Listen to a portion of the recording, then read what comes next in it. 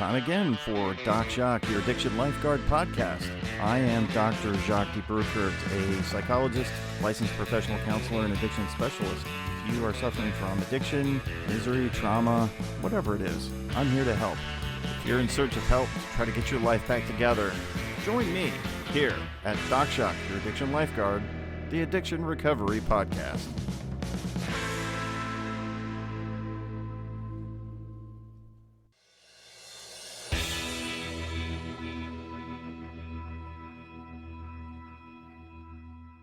I wanted to be real clear about what this podcast is intended for. It is intended for entertainment and informational purposes, but not considered help. If you actually need real help and you're in need of help, please seek that out. If you're in dire need of help, you can go to your nearest emergency room, or you can check into a rehab center or call a counselor like me and talk about your problems and work through them. But don't rely on a podcast to be that form of help. It's not. It's just a podcast. It's for entertainment and information only. So let's keep it in that light, all right? Have a good time, learn something, and then get the real help that you need from a professional.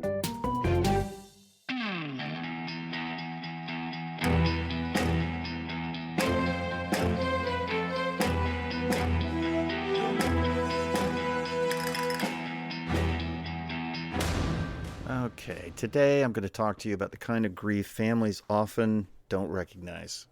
The hidden grief that comes when you're loving someone who has addiction.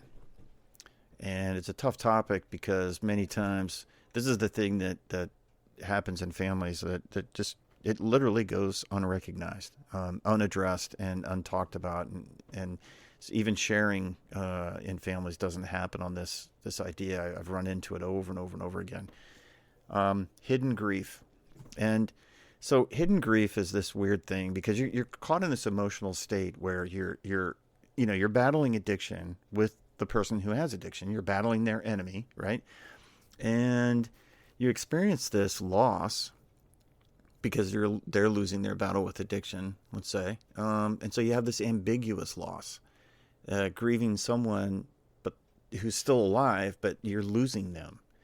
And it happens. It happens every single time. Every single family I deal with has this problem.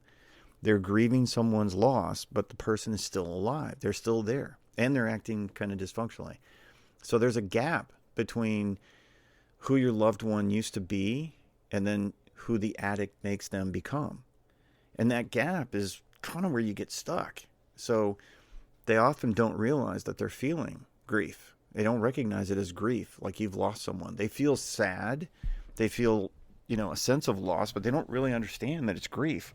And when I'm using those terms in these family sessions I do, it's perhaps the first time they've even consciously thought of that. It's an unconscious feeling that they have, but that's probably the first time they've even considered it. And it's kind of shocking. So what does that look like? What does that look like when somebody's facing this grief, this loss, when the person is still alive? I mean, we see it portrayed in television shows, for example. I see it all the time.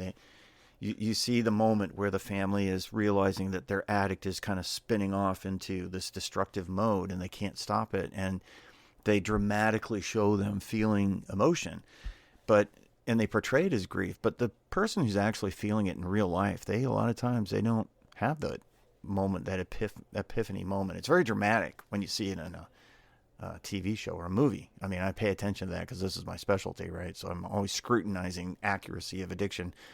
But that's one thing that they do get right, but they portray it wrongly because it never actually really happens with families in a conscious way. So there's different phases in that the grief in addiction. There's the shock and denial. I mean, these are Kubler-Ross kind of things, but I understand that. But there's that part of it is that shock and the denial. Denial is probably more so than shock, but stronger, at least in my experience, that this can't be happening. This cannot be happening. And they kind of get stuck in that, the loved ones do. And then shortly after that, there's usually there's a thread of anger in that shock and denial because they're angry, but they don't even know who to be angry with. or like trying to be angry with the addict, and then they start getting angry with each other within the family because one person is more into the understanding of the destruction and the other one is more into the denial. They're both experiencing shock, but the anger is a thread that connects them, and they get angry at nothing. That's, they can't, when I'm clarifying for them the idea of you have a common enemy and the enemy is using addiction to destroy you and your loved ones, they start to kind of focus. I try to get them to focus on a real enemy, and it's the addiction, or at least the enemy is Satan, who's working the addiction in the person. So at least they can focus on facing together the common enemy. But they're angry. They're angry at themselves. They're angry at the person who's the addict. They're angry at God. They're just angry. And so they start. Then the what ifs start clicking in at some point. Presenting something that will present change, and it's the term for it is magical thinking, right? If they do something that will change the person's idea of, engaging in addiction, and that's usually never correct. Because if that were correct, perhaps the person wouldn't have gotten so deep into their addiction that they ended up in my office seeking help. So they start bargaining and making make-believe thinking, magical thinking starts kicking in. They start bargaining with themselves or with God or with the person who's the addict. If I give you this, or if I do this, or if I take you here or there, if you get in front of this person, you'll stop this destruction. And that doesn't happen that way.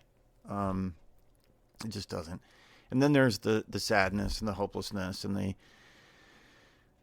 they start looking at all the things that could have or should have happened in their lives that aren't or didn't or can't because of addiction, in the addict's lives and in their own lives. They get stuck. Like they can't, sometimes depending on the age of the addict, but the person who's in the family, they can't retire. They can't change their job. They can't move. Things start getting put off. I've even seen weddings getting put off by family members of an addict because they're waiting for this person to get clean and sober. So they're mourning these milestones that never get reached. And that's a terrible thing. And then there's the bitterness. If your husband or your wife is an addict, you're getting cheated out of the relationship you wanted with them. If it's your child, you get cheated out of the relationship you wanted with your child. Parents, when you are an adult child and your parent is an addict, you get cheated out of that relationship.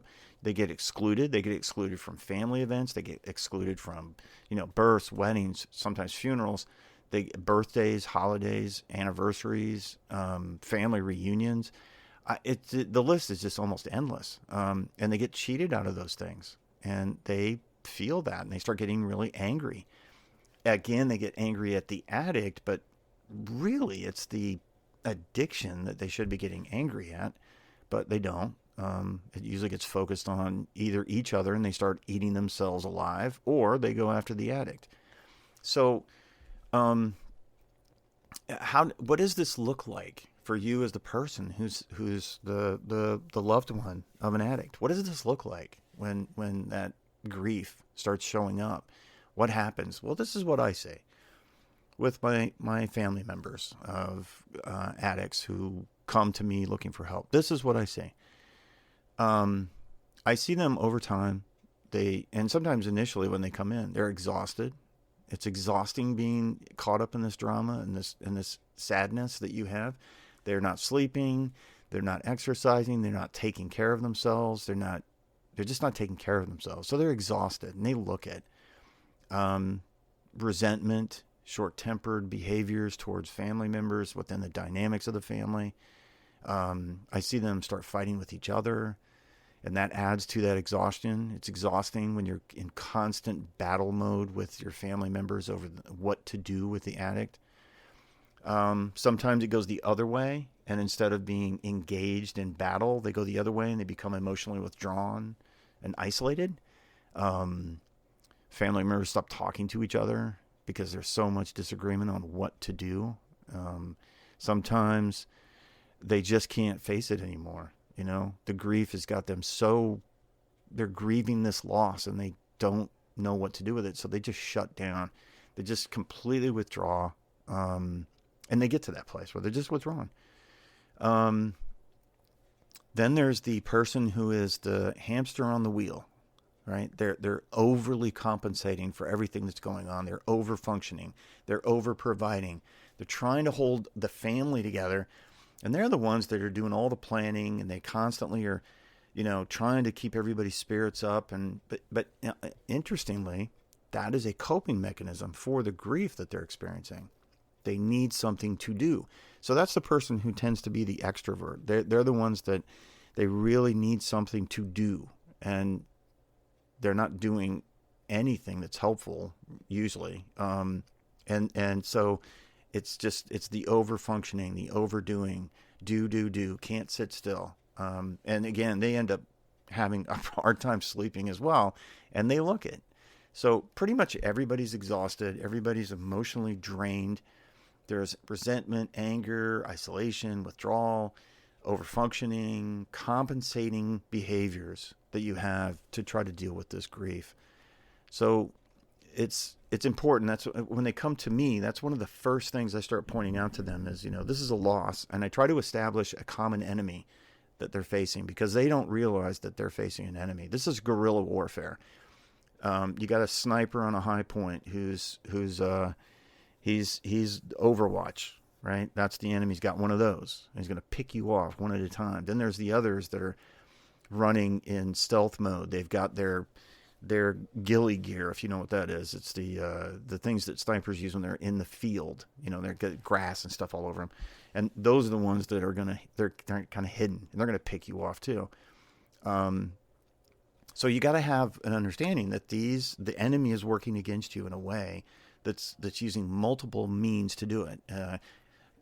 Dysfunction, craziness. We're going to create chaos. The enemy's going to create chaos in your family, and that enables the addiction to stay longer. So I try to get them to understand there's a common enemy. So you have to acknowledge that you're grieving the loss of this loved one while they're still alive, even though there's, you're feeling guilt and shame, but you got to have a place to kind of get rid of that. So normalizing the experience, that's where Al-Anon comes in, because you're normalizing that you're not crazy, you are grieving. And this will be pointed out in Al-Anon. Listen, you have lost this loved one, even though they're still functioning. That's a common thing in Al-Anon that you'll hear. You'll hear people relaying that experience, and you'll hear people talking about it and learning how to cope with that. So getting somewhere where you can normalize the experience that you're not crazy, you're grieving, and focus on that part of it rather than the coping mechanisms for the grieving. So how do you process all of this? How can you process this grief? So there are church-based groups. I have a pastor who's a friend in Jacksonville, and they have in their church a group called Wayfinders that is it's sort of like Al-Anon, but they do it differently. It's a church-based group, and there are a lot of church-based groups out there for families who have addicts amongst them. So getting in that group, Al-Anon, like I talked about before, that's a really good one. That's probably your best one, because it's structured, organized, and they're all over the place. So even if you're traveling, you travel a lot. And I have clients who spend a lot of time on the road, and they're in city after city. And so if you're trying to find some consistency with engaging in this process, Al-Anon is good, because every city, everywhere, all over the place, there's Al-Anon meetings. Not nearly as many as there are AA or NA meetings, not even close. But Al-Anon, the group that's the 12-step group for loved ones, that's a really good one. So also you can, within those groups, you're going to find your peers, the people that is your tribe, your community. It's a group that is hidden because of shame and guilt and embarrassment about the addict in your family.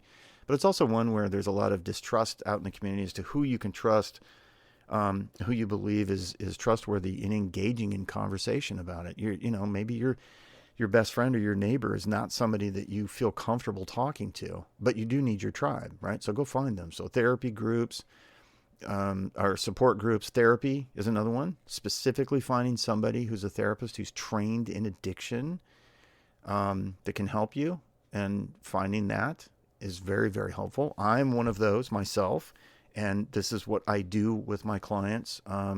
If they have family members who are addicts, I do interventions. I do that. I that's my thing, right? So I advertise myself that way. This is what I do. I deal with families of addicts as well as addicts, pre-rehab, post-rehab, and interventions for both. But find a therapist. There's an internal dialogue we all have. We all have it. We have a voice in our head that's us talking to us. And so maybe some people find it helpful to journal, like and by writing it down. So just have a little notebook and just write down your thoughts so you can get them out of your head, perhaps, and put them on paper. Sharing those thoughts. One of my clients, they do this. They keep track of that, and they write things down in their little notebook, and then they also will take that with them to Al-Anon, and because they want to remind themselves, this week, this is what I was dealing with. And when it's their chance to be able to share in the group, they have something that they've got that they can go from. Having a faith-based perspective, grief is a part of surrender and healing. And that, if you're walking in faith, if you're a believer and you're walking in faith, grief is part of the surrender to the healing. We mourn our losses, and it doesn't matter what faith you have, really, honestly. The different faiths do it differently, but having that perspective, and if you are a person of faith and you are a believer, engage in that. That's why, if you think about it, that's why we have funerals. We have funerals for the survivors, for the people to come together and engage in that perspective of, like, this person has finally passed, and I'm accepting that. I am in this process of letting that go, that surrender and that healing. So grief is part of that. And that's what we're doing in a funeral. We're all gathering together as a group. We're crying. We're sad. We're consoling each other. We're walking around in disbelief and confusion, and we're sharing that with each other. And there's a healing in that. So grief is part of that.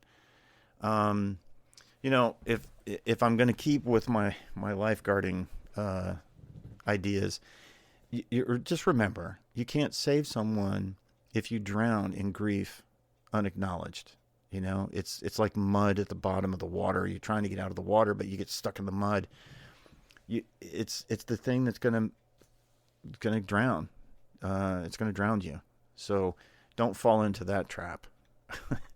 When people grieve, they do it in different ways, and I learned from my time working at the Jewish community centers that I did that they grieve differently than Christians do a little bit. They will sit shiva. They'll sit in the synagogue and spend the time remembering the loved one, praying, remembering. And I asked some of my friends and the people I ran into at the Jewish Community Center when I started to become aware of that. I'm like, well, for how long? For what? How? Tell me about how that process works. And the answer was very simple. We go and we do it in that time, the day that we show up. We'll spend 10 minutes, 5 minutes, 30 minutes, an hour, whatever we want, whatever we need. Okay. Well, how long does that go on? Till we're done. I was like, huh. So you're devoting actual time to grieving through your day.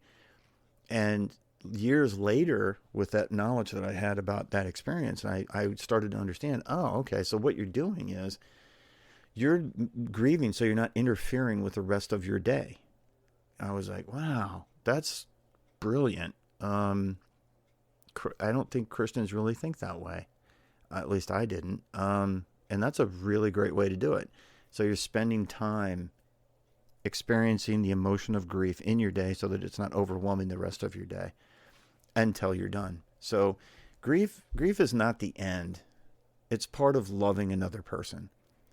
And so when you're grieving somebody and they're still alive and they're an addict and they're still alive and they're still engaging in their addiction, it's because you love that person. And sometimes even people that do very horrible, despicable things, they've stolen from you, they've lied to you, they've harmed you in some way, financially or emotionally or otherwise. Maybe they're destructive, they're destroying things in your life. They're trying to manipulate relationships around you. Nobody really wakes up every day and says, "Hey, I can't wait to go to court and, watch my loved one being tried on a crime," but that's what happens, right? So it's a terrible thing to experience, but it's not the end. It's because you love that person, and love will overcome everything eventually. And so love overcomes all is kind of the mindset that you have to have when you're dealing with an enemy that wants to destroy. Destroying your love for that person is part of what the enemy's goal is. And just refuse to let that be the case. That's the mindset. It's like, I'm not going to surrender to the enemy. You have to have permission to keep living while you're waiting for the other person to get into recovery. So you have to give yourself permission to do that. That's a really, really important thing. You must keep living, and you must live a life where you feel fulfilled, but you have to be, think of it this way. If the person who's an addict, they're the hurricane that's moving into town and destroying everything around them. And so then they've destroyed everything. Well, if you want that person to get into recovery and they get clean and sober and you're no longer healthy, who are they coming back to? So being strong means you have to keep living, even though the other person is destroying their lives. And that's part of that grieving the loss. So when you're experiencing that loss that person has in their life, because they are starting to lose their battle against the enemy who is destroying them through the use of addiction, understand that if you also become destroyed in that process, the enemy has won both battles. How is that going to work out if the person who has addiction gets into recovery and becomes healthy? How is that going to help them? If you have become lost and you have surrendered to the enemy in the process, they're not going to have anybody to come back to.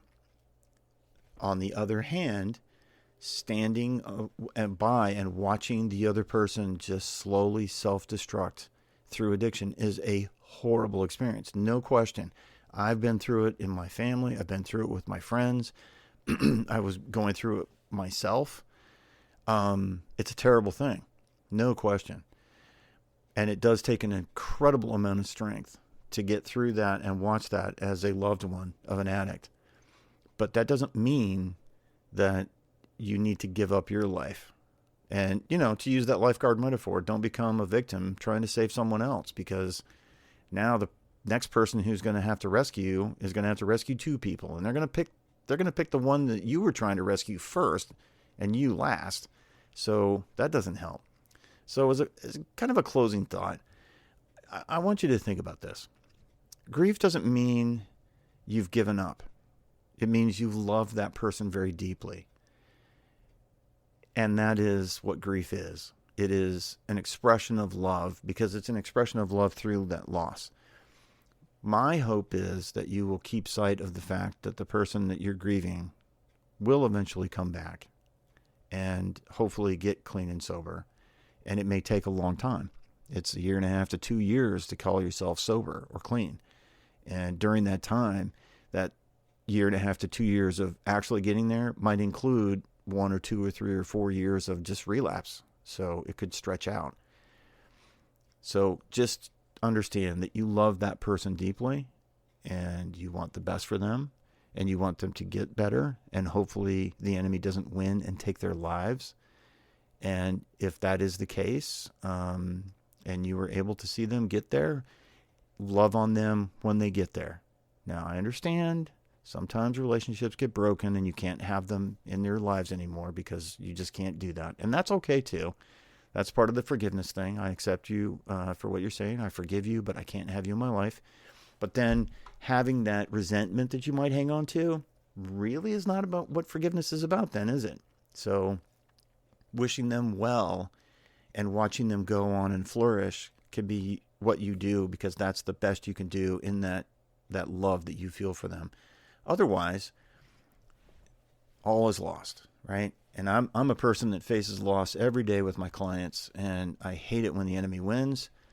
I feel like I have lost the battle with that person, and it happens to me pretty regularly because I deal with addiction, and people do lose in that addiction. So go to Al-Anon. If you're a loved one and you're suffering, go to Al-Anon. Get a therapist. Get a therapist who understands addiction and get some help. Don't isolate and become a victim yourself. Please.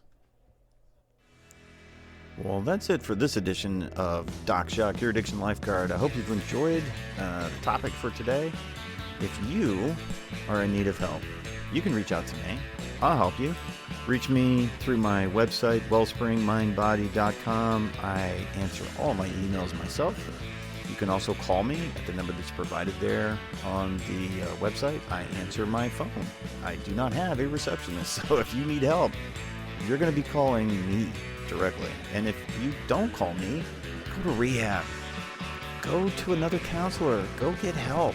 Go to AA. Go to Al-Anon. Go to Narcotics Anonymous. Do something. But don't let your life end because you're trying to save your addiction. That's insane. Go get the help. So this is Doc Jock saying until next time, see ya.